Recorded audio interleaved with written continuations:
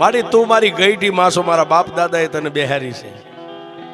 હવે મેલડી મને મોતિયાને જીવાડી કે મારી નાખી તારા હાથમાં છે. તેથી મારી મેલડી બોલી કે મોતિયા હવે જીવી જવું છે ને, કે મારી એ તો તારા માથે હવે તારા ભરોહે છોડી દીધું જીવન.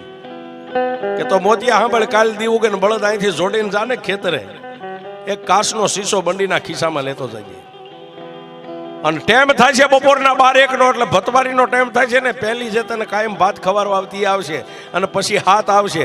એ આઠે આવીને તારી સામે ઊભી રહે, એટલે એને ખાલી તું એટલું જ કહેજે કે મારી માને હું પૂછીને આવ્યો છું, તમને લઈ જ આવ્યું છે, પણ તમે ખરેખર સુડેલું શોખ નહીં, એનો મને એક ભ્રમ છે. તમે જો ખરેખર સુડેલું હોય તો આ શીશાનું ઢાંકણું ખોલીને શીશો અહીં મેકું, આઠે આઠ એકવાર આ શીશામાં ઉતરીને બહાર નીકળી જાઓ. મને ખાતરી થઈ જાય કે તમે સુડેલું છો, કારણ કે તમે તો ધારો એવડા રૂપ લઈ શકો. એકવાર શીશામાં